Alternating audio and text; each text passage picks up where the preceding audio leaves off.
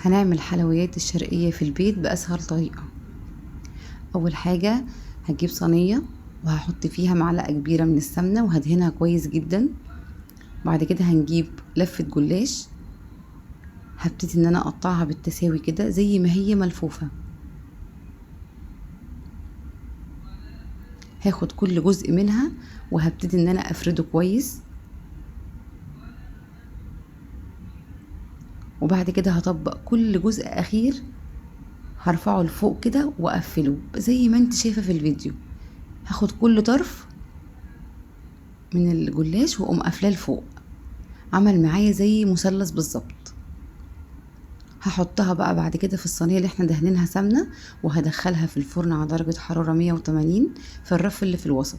اول ما تاخد معاكي لون من تحت هنبتدي ان احنا نولع عليها شوية تحمر من فوق. اهم حاجة ان احنا لازم قبل ما ندخلها الفرن نحط عليها معلقتين كبار من السمنة كده، نسيحهم ونحطها، يعني نحط بالتساوي كده على كل الجلاش عشان يتحمر معايا كويس في الفرن.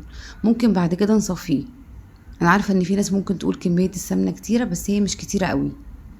بعد كده هنحضر طبقة المهلبية. هنحط كوبايتين من الحليب، وهحط عليهم معلقتين من النشا ومعلقتين من السكر ورشة من الفانيليا.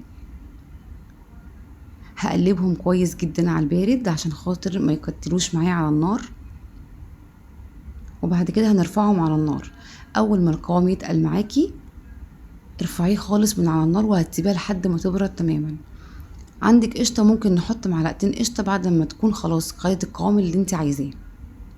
مش متوفر عندك قشطة عادي هتخليها كده زي ما هي.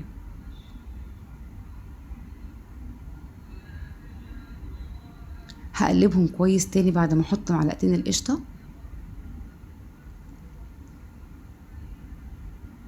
هسيبها لحد ما تبرد خالص، مش هشتغل بيها ابدا وهي سخنة.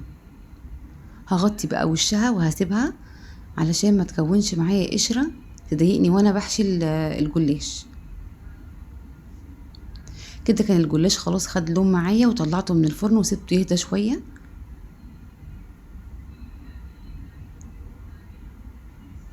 اتفتح معايا بكل سهولة بعد ما استوى خالص، اتفتح معايا بكل سهولة. هحط بقى القشطة في كيس حلواني وهخليها على جنب. وبعد كده هسقي الجلاش باي شربات كان متوفر عندك. هكتب لك برضو مقادير الشربات اللي انا سقيت بيه الجلاش. انا دايما بعمله وبسيبه في التلاجة.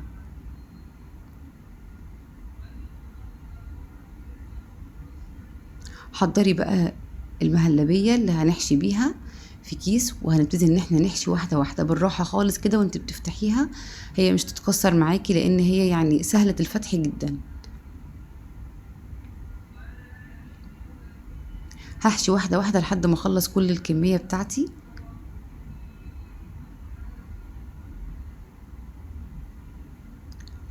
بعد ما نخلص كل الكمية هحطه بقى في طبق التقديم. شيك جدا ان انت تقدميه لاي حد جايلك بعد الفطار، كأنك جايباه من بره بالظبط. واي نوع مكسرات عندك حطي على الجوانب كده، بيدي شكل تحفة في الطبق. مش متوفر عندك عادي ممكن تقدميه زي ما هو كده. بجد طبق شيك جدا ولذيذ، وحاجة سهلة وبسيطة وممكن نعملها في اي وقت. ما خدش وقت معايا خالص. من احلى الاطباق اللي انا عملتها. جربوه بالطريقة دي وان شاء الله يعجبكم، واشوفكم تاني على خير في فيديو قريب، وباي باي.